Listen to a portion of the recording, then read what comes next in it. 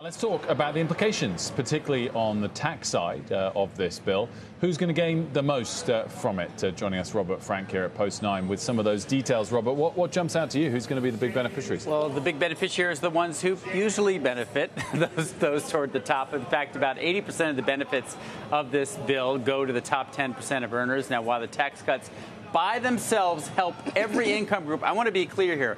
Almost everyone gets a tax cut here. It wasn't just the wealthy that get tax cuts, but those cost cuts, which are mainly in Medicaid and SNAP, those are going to offset some of those tax cuts for those at the bottom. Now, the Yale Budget Lab looked at all this. So how each income group fares in the Senate bill, you combine the changes of the tax FERS as well as the budget cut.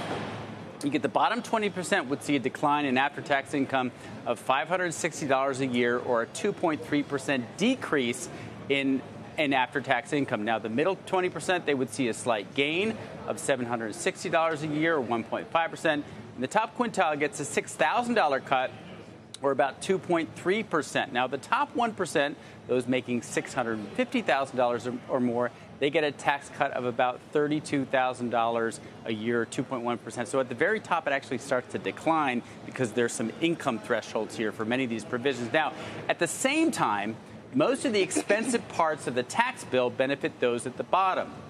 So extending the standard deduction, that costs $1.4 trillion. Child tax credit, $800 billion. Eliminating tax on tips and overtime, over $120 billion. Now, remind you, the top 10% pay 70% of all federal income taxes, so the tax cuts mainly benefit those at the top. So it's when you combine them that you start to get this very mixed effect at the bottom.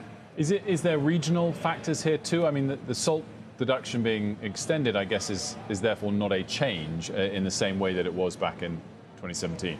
It's a positive change for those who live in high-tax blue states, and that's where regionally I think you're going to see some differences. Up to $500,000 in income. Up to $500,000 income, and then it phases out in 5 years. So again, what's interesting, what compares to the 2017 tax cuts, this makes the tax code more complicated, and there's still uncertainty built into this, where a lot of these provisions, for the same reasons, for budgetary reasons, are going to expire in the next 5 years or so. I know Sarah's been in the market for a private jet of late, just to help her get around.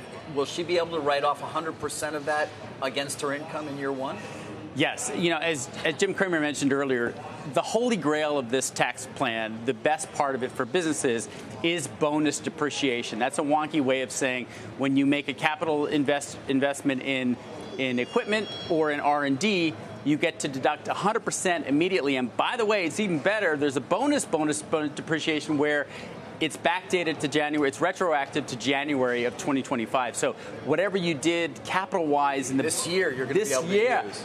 You already get to write off. I know the private jet that went away. Well, it went down. It went down 100% in 2017 when the first tax bill was passed, but it went down. It generated the largest boost in private jet sales that we had seen in over 2 decades. Now, Gulfstream, I know, for instance, and all the private jet makers have been salivating over this possibility that they'll get bonus because it really. Now, it helps all companies that make capital investments. I don't want you to say, oh, this is a private jet benefit. People like to make it out that way. But they are a beneficiary, and we saw it in 2017. It led to a huge boost in aircraft sales. I feel like we should clarify that you were just kidding. I mean, I don't know, unless Mamdani becomes mayor and I can't take the subway anymore, but...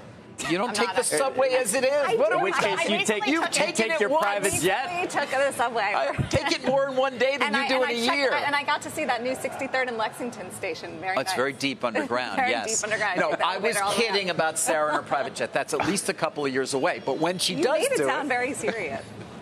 But good to know. Good to know, in case you're in the market. Yeah, there you go.